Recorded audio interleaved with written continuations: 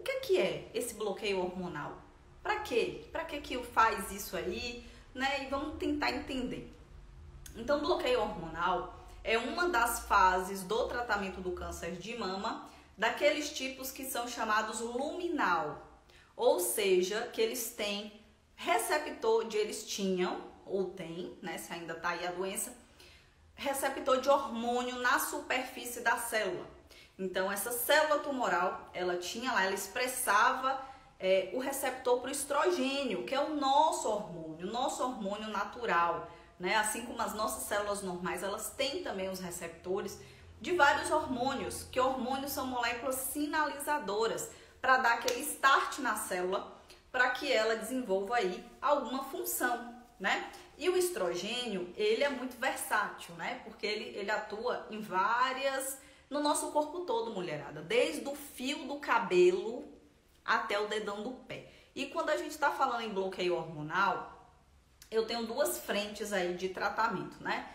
Eu tenho, pensando aí nos medicamentos, né? O bloqueio, não vou falar aqui agora do bloqueio ovariano, né? Mas a gente fala aí rapidamente. O tamoxifeno, né? O tamoxifeno, ele é um modulador seletivo dos receptores de estrogênio.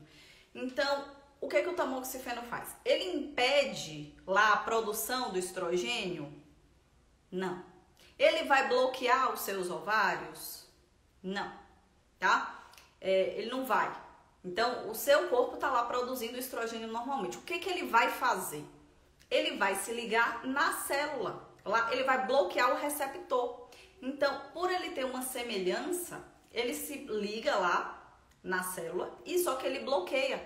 Então, quando ele se liga, é como a chave e a fechadura, ele bloqueia aquele receptor. Então, a célula não tem como captar o verdadeiro estrogênio, né? Então, ele é meio camuflado, parece, mas não é. Se liga lá e ele faz o quê? O efeito de bloquear, né? Então, ele bloqueia aquele receptor, aquela fechadura, para que outra chave, a chave do estrogênio que está circulando por ali, não se ligue lá. E não vai desencadear o processo que o estrogênio desencadearia na célula, certo? Tá todo mundo entendendo até aí? Pronto, então é isso que o tamoxifeno faz. Então, por isso que normalmente é logo o primeiro prescrito, o mais utilizado, principalmente para mulheres jovens que estão aí com os ovários funcionantes, né? Então, ele vai bloquear. E ele faz esse bloqueio muito efetivo nas células da mama, né? Ele bloqueia em outros lugares também, por isso que os efeitos colaterais são um pouco diferentes, mas de uma maneira geral, né, a gente tem aí esses efeitos acontecendo nas mulheres. Por outro lado, eu tenho os inibidores da aromatase, né? Letrozol, anastrozol e exemestano, né? Os três. Eles são inibidores da aromatase. Então, os três vão bloquear a enzima chamada aromatase. Essa enzima, ela no nosso corpo, ela tem o papel de transformar testosterona em estradiol.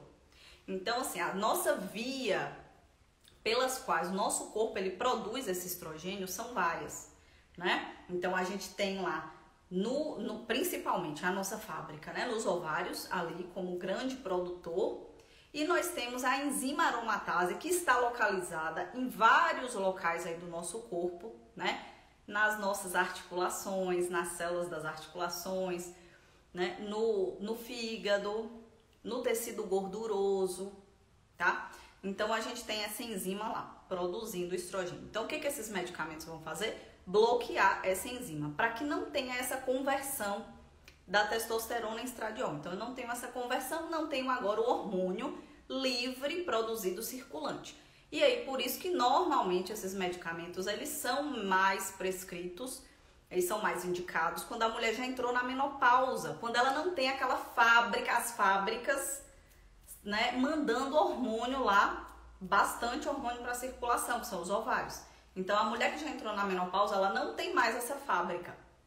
A produção dela se dá aonde tem aromatase, né? E aí você pode estar se perguntando, ai Carol, mas tem mulher jovem que usa inibidor da aromatase. Sim, mas daí ela não usa só o inibidor da aromatase. Ou ela já tirou os ovários, ou ela já entrou numa menopausa precoce de fato, foi, né, ali quimicamente induzida mesmo, ou ela vai usar um inibidor ovariano, né? Então vai usar um Zoladex, uma leuprorelina para inibir isso aí e vai usar, então vai fazer o duplo bloqueio, tá? Mas aqui hoje eu não vou entrar nos pormenores dos medicamentos, certo? Mas é só para contextualizar para vocês entenderem. Então eu tenho esses meios de bloqueio desse hormônio, seja lá no receptor, seja na produção, em alguma produção que a mulher ainda tem, né?